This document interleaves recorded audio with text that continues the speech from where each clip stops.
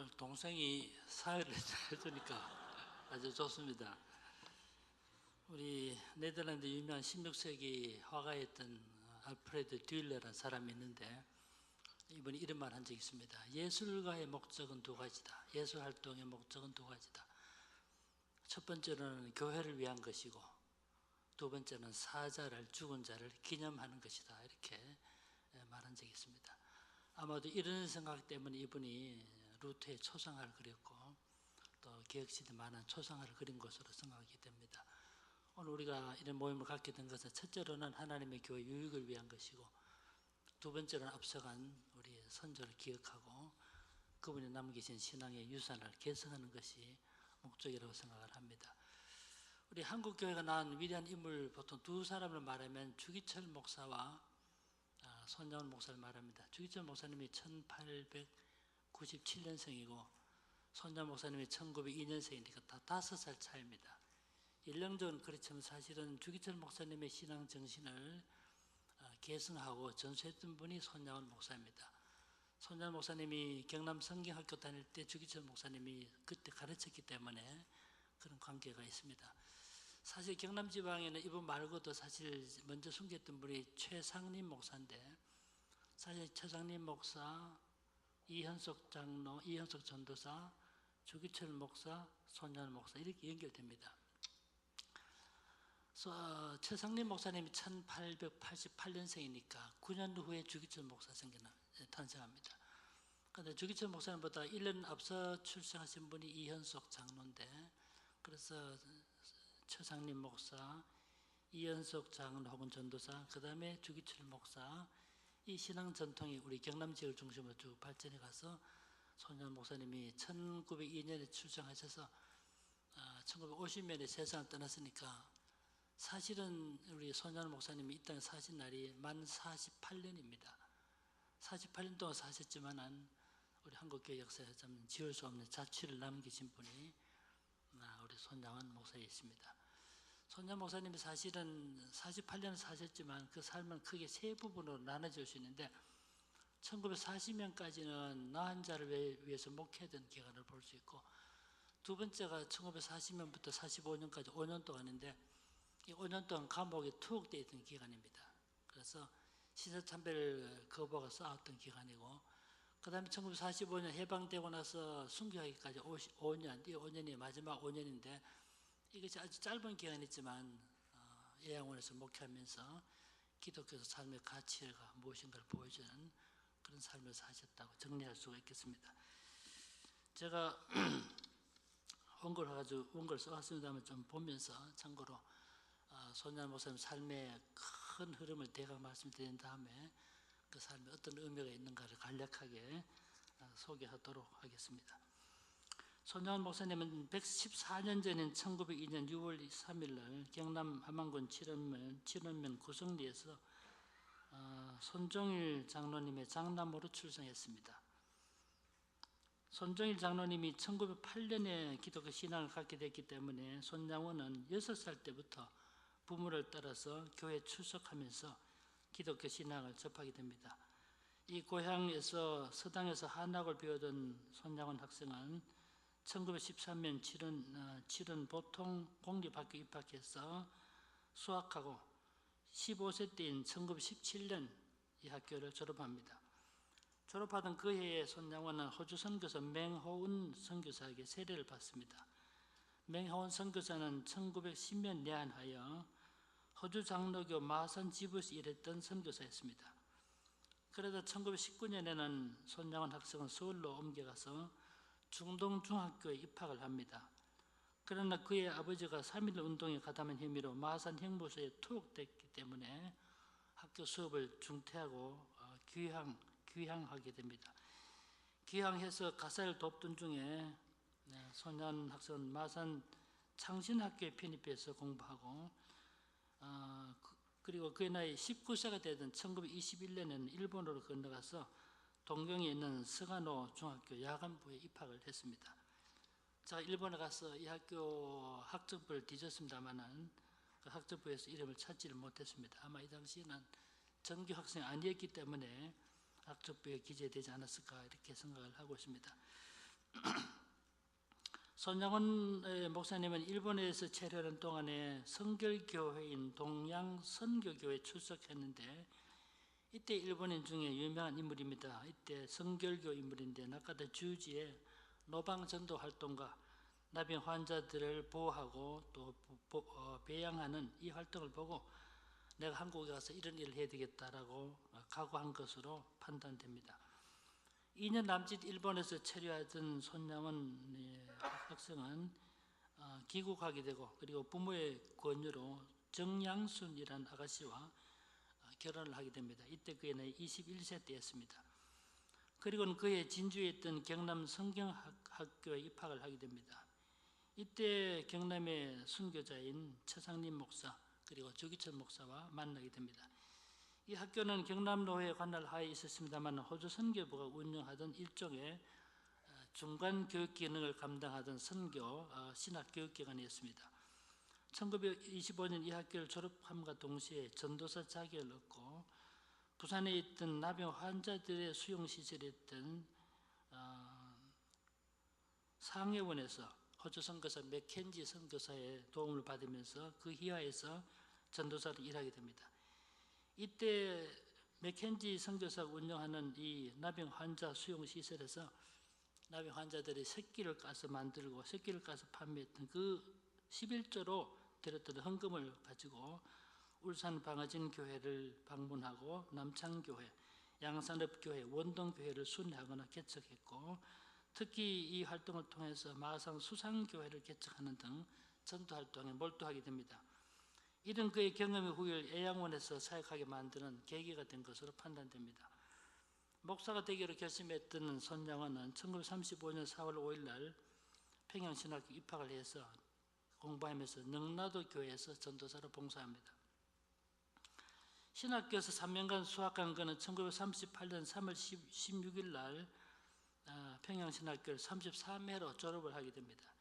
이때 같이 공부했던 동료가 졸업생이 우리 잘 아는 강신명 목사, 나중에 목사 되는 계일성 박사, 김규당 박사, 김양선 목사, 그리고 경남의 인물로 보면 박군현 목사, 박손혁 목사, 배운환 목사, 윤술령 목사, 한정교 목사 이런 분들이 손양원 목사와 신학교 동기생들입니다.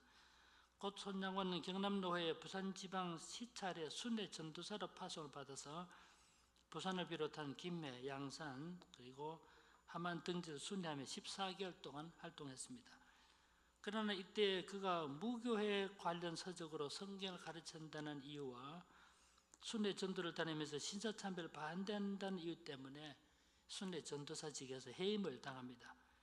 그렇게 지내던 가운데 1939년 7월 15일에는 여수 애양원교회 교역자로 부임을 합니다.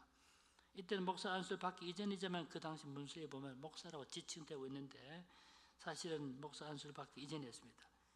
애양원이란 호남 지역에서 활동하던 미국 남장로교 선교부가 1909년 광주 양림에서 시작한 나환자 보호 및 치료 기관이었는데 이 당시 지역민들의 거센 반발 때문에 1925년 여수의 한적한 섬인 신풍으로 옮겨갔던 나환자 수용시설이었습니다. 모든 사람들은 나병을 경시했으나 손 목사님은 이들을 위해 전도자로 살기로 작정하고 이곳에 부임하게 된 것입니다. 신학교 재학 중에 애양원 교회에서 집회를 인도한 일이 계기가 되어서 목회자로 초청을 받게 된 것입니다. 이곳을 방문한 외부인들은 항상 장갑을 끼고 가는 것이 관리였고 사람과 접촉하기를 기피했습니다만 손양원 목사는 장갑도 끼지 않고 악수도 하고 식사도 함께하는 등의 일로 신뢰를 얻게 됩니다. 일반적으로 이 손양원 목사님이 이곳에 옮겨온 이후에 이름을 애양원의 이름을 따다가 양원으로 개명했다라고 말하고 있지만은 이것은 사실이 아닙니다. 그의 부인은 양순으로 개명한 것도 이곳에 옮겨온 이유라고 말하지만 이것도 사실이 아닙니다. 지금 우리 칠흥교에 남아있는 교축부에 보면 손양원의 본래 이름인 손연군청과 손양원 두 이름이 함께 병기되고 있음을 알 수가 있습니다. 애양원에 부임한 이후에 양원으로 개명한 것도 아니었고 이때쯤 양원이라는 이름이 사용되기 시작했을 따름입니다. 손양원은 단지 나병이란 이유만으로 학대받고 가족과 별개되어 고통 가운데 사는 이들을 위한 위로의 전도자 되기를 원했고, 이들에게 하늘의 소망을 전하는 은혜의 전령이 되기를 원했습니다. 그래서 그는 흉측한 몰골에 나은 자들에게 인간적 사랑을 쏟았을 뿐만 아니라 전염의 위험 때문에 감히 접근을 기피했으나 그는 중환자실에도 거침없이 출입해서 선교사들이 감탄했다는 기록이 남아 있습니다. 이런 점에서 그는 진실하고도 훌륭한 목회자였음을 알 수가 있습니다. 예양원에서 일하던 중 1940년 9월 25일 신사참배를 거부한다는 이유로 손양원 목사는 체포됩니다.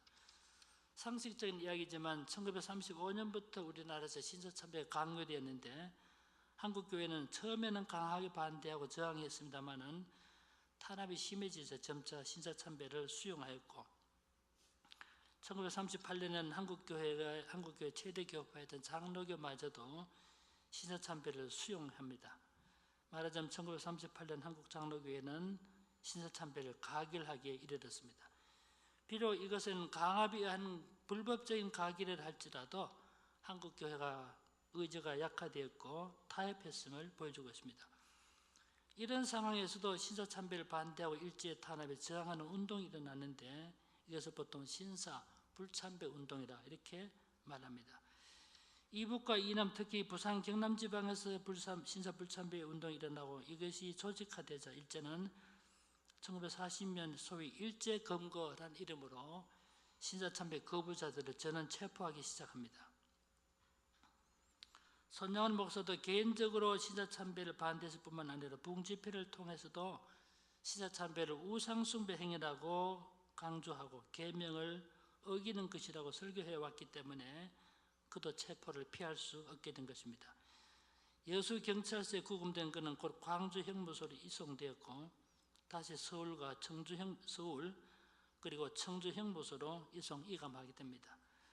그가 체포된 후에 그의 가족은 애양원 사택에서 쫓겨나게 되었고 적절한 거처가 없던 이들이 전전하던 끝에 부산 범일동 범례골 판자촌으로 옮겨갑니다. 이때 가족들은 많은 고초를 겪게 됩니다. 이런 어려운 가운데서도 손양원 목사의 부인은 부산 사상교회 민영석 집사가 신사참배를 반대하여 투옥되어 있다는 소식을 듣고 사상의 민영석 집사의 집을 정기적으로 방문하고 쌀 2서너 대, 토 한 줄기, 갈치 말린 것 등을 나누어주는 사랑을 베풀었다는 증언을 들은 바가 있습니다. 손양원 목사님의 자녀들은 신사참배를 반대했기 때문에 학교를 포기하고 생계를 위해 직장을 다니지 않으면 안 되었습니다. 그래도 살기 어려워 가족들은 뿔뿔이해졌고 동료와 동장은 1944년 초부터 해방 오기까지 구포의 에린원이라는 고아원에서 지내게 됩니다. 만 5년 동안 투옥되었던 손양원 해방과 함께 1945년 8월 17일 날 석방됩니다. 아시는 바처럼 이때 우리나라에서 26명이 석방됩니다. 평양 감옥에서 20명, 대구 형무소에서 3명, 부산 감옥에서 2명, 광주에서 1분인데 이 광주에서 석방된 분이 바로 손양원 목사입니다. 손양원 목사님은 석방된 이후 애양으로 돌아갔고 1946년 부산에 설립된 고려신학교에서 총무라는 직책을 갖게 됩니다. 실제 자신의 몸은 여수에 있었지만은 고려신학교 총무라는 직을 형식적으로 갖게 됩니다. 그러다가 1946년 2월 달에 정식으로 목사 안수를 받고 애양원의 목회자로 삶을 시작합니다. 이것이 손양원 목사님의 제3기 세 번째 기간이라고 볼 수 있습니다. 해방 후 상황은 혼란했습니다. 좌우익의 대립이 심화되었고 정치적으로 사회적으로 아주 혼란했습니다. 대표적인 경우가 1948년 10월 19일 날 발생했던 여순 반란 사건입니다.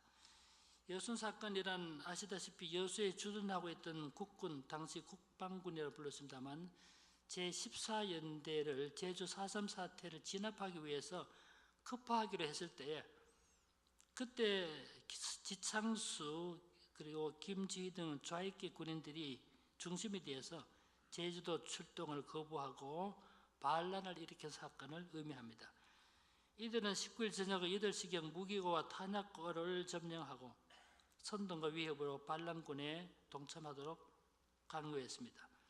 곧 경찰서와 관공서를 장악하고 여수, 순천을 순식간에 휩쓴 뒤 곧바로 광양, 곡성, 구례, 벌교, 고흥 등 전라남도 동부 5개 지방을 장악했습니다. 해방 후 공산당을 비롯한 좌익 세력의 활동이 불법화돼서 이들은 세력을 형성하고 지하 활동을 전환해서 폭동과 살인, 방화를 일삼고 사회적 불안을 일으키고 소위 혁명적 여건을 조성하고자 했던 것입니다.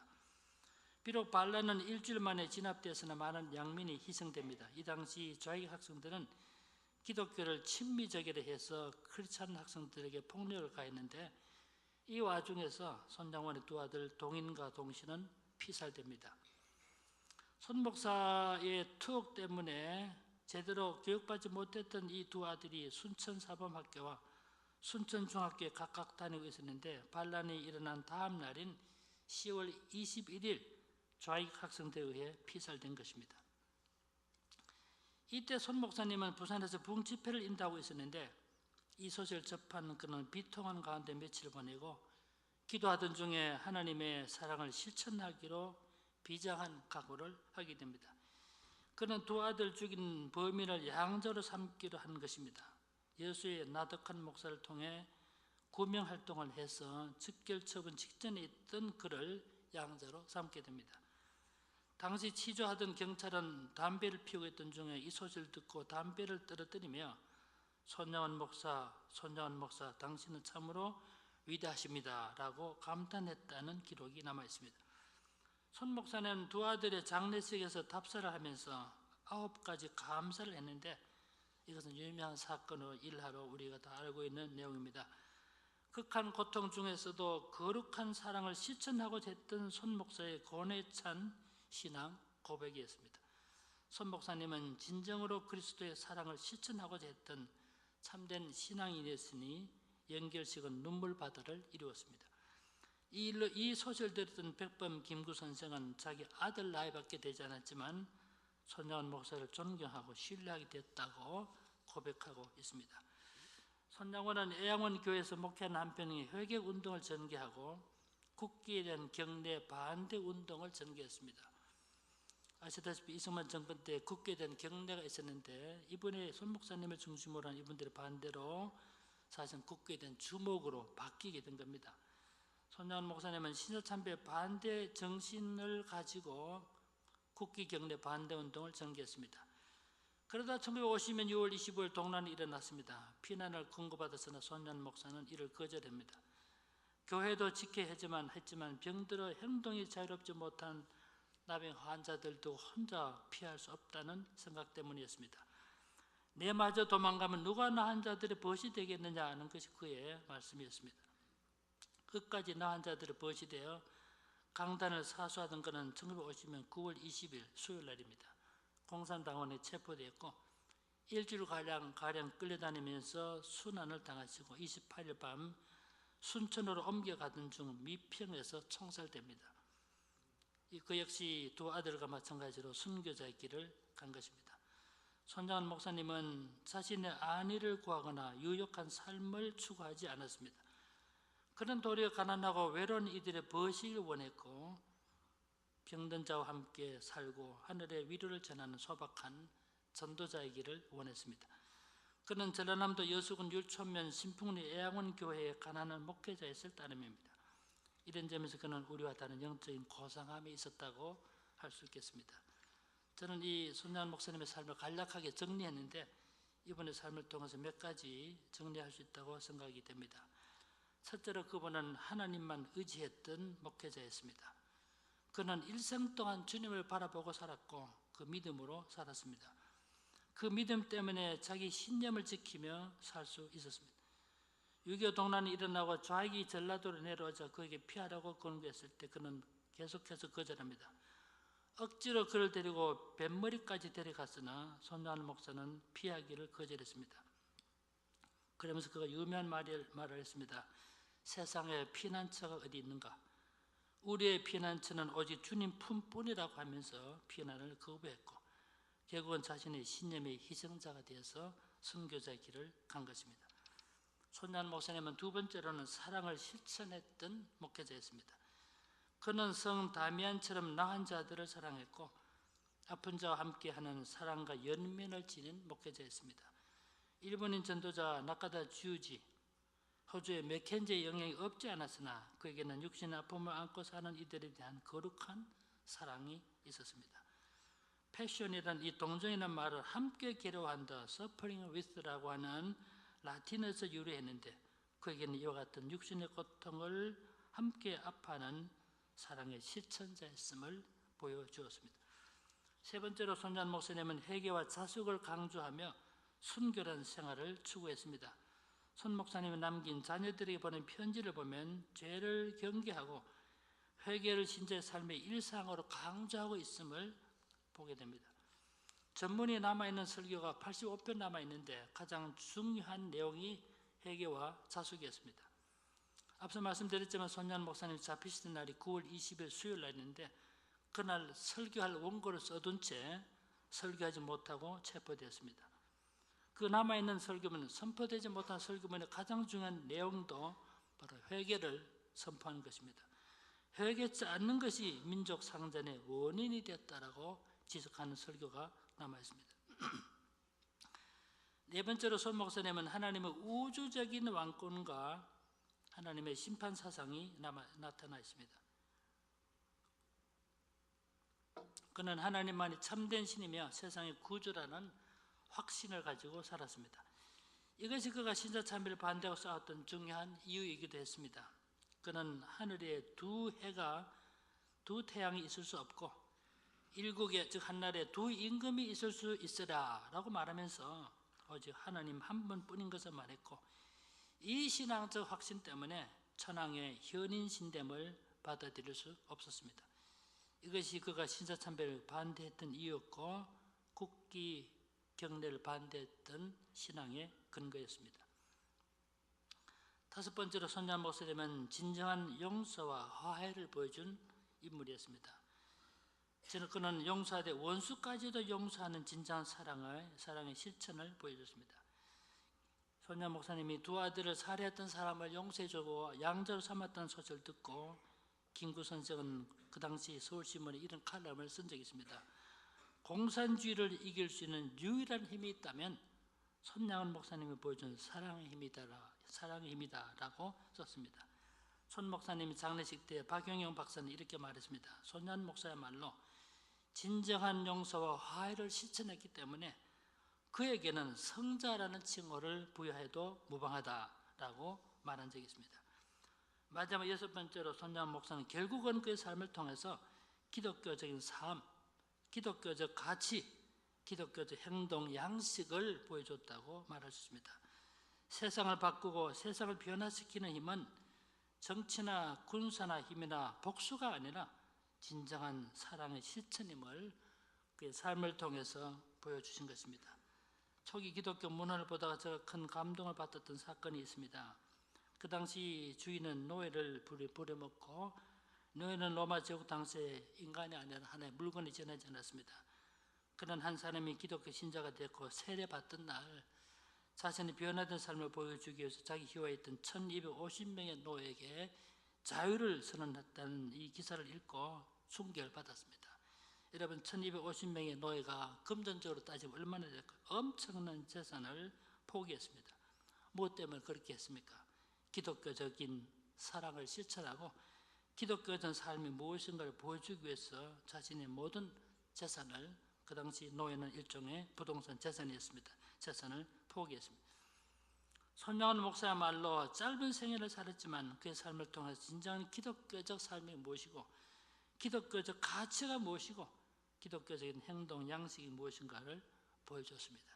이런 점에서 알프레드 듈러가 말했던 것처럼 오늘 우리가 이 자리에 앉아서 함께 이런 모임을 갖는 것은 첫째는 하나님의 교회를 위한 것이고 두 번째는 사자를, 죽은 자를 기념하는 것입니다. 손양원 목사님을 기념하는 가장 중요한 것은 그가 남긴 삶의 자취를 우리 또한 따라가고 그가 남긴 신앙 유산을 본받는 일일 것입니다. 순교 66주년을 기념하는 우리들의 가장 중요한 과제는 우리 또한 그의 삶을 본받는 길일 것입니다. 함께 이 길을 가시는 우리 모든 믿음의 동역자가 되시기를